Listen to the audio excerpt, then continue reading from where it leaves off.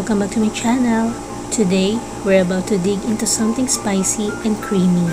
The ever so popular Rosé Samyang noodles. You know these noodles pack heat, but today, we're going to give it a twist. By incorporating Hotpot balls into the mix, yes, you heard it right. We're going to mix the Hotpot balls into Samyang noodles using these ingredients. We're going to mix enoki, mushroom para may vegetables. So let's go, let's cook. First, niluto ko yung yopoki sa pan according dun sa instruction ng packaging.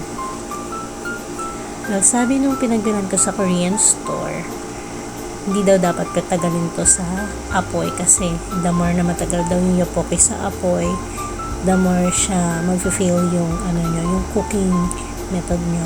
Kasi hindi naman to yung unlike na other na nabibili na tteokbokki na kailangan cook thoroughly. Ito kasi lang, saglitan lang talaga. Tapos tender na yung niya, malambot na, hindi siya matigas. So yun yung tip sa akin nung pinagbilan kong Korean store. So, once na makover na yung yopoki ng sauce at thicken na yung sauce, that's it. Cook na siya.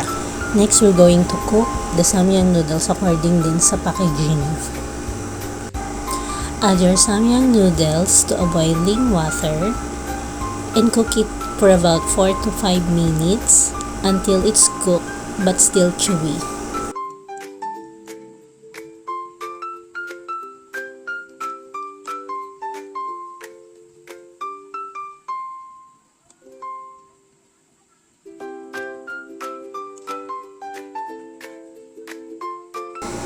Once it's cooked, drain most of the water, leaving just a little for that saucy consistency.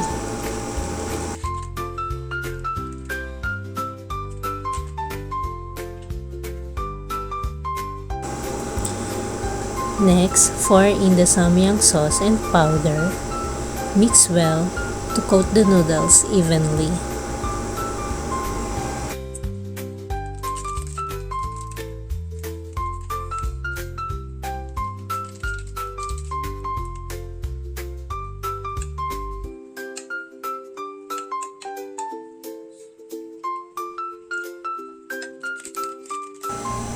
I also add cheese, pero optional lang to kung ayaw nyo ng cheese. Then, disregard nyo yung part na to.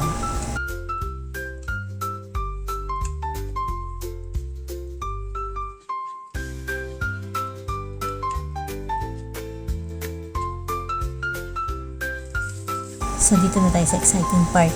Niluto ko muna yung Japanese sausage sa pan with an oil.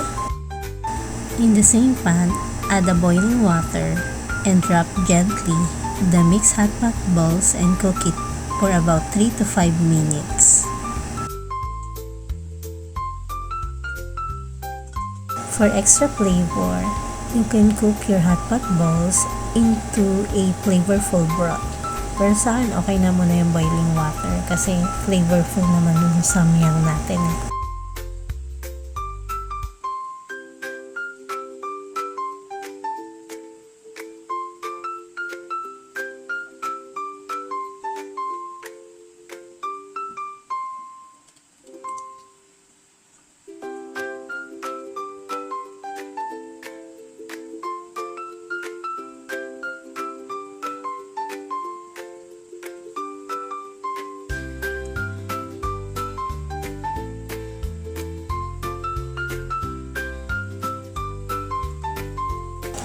Last kong din wrap yung enoki mushroom at saka yung crab stick kasi sila yung madali na mamaluto.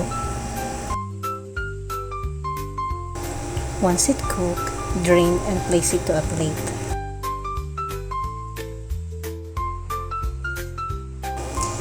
And there you have it. Your Samyang noodles just got a Hotpot makeover. The result is a spicy, hearty dish that's not only quick and easy, but also packed with flavors and fun texture.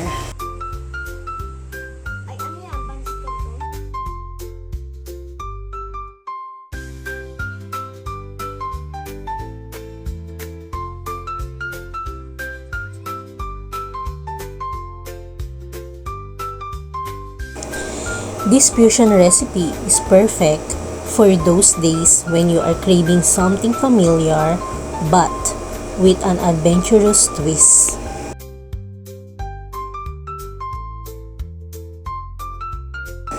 Sinong may sabing ang hotpot balls ay para sa soup lang? If you're looking for something spicy, savory, and absolutely delicious, give this a try. I promise it's a game changer.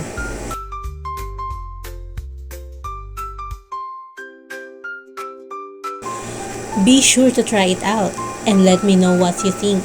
Have you ever experimented with adding unique ingredients to your instant noodles? Share your creation in the comment below.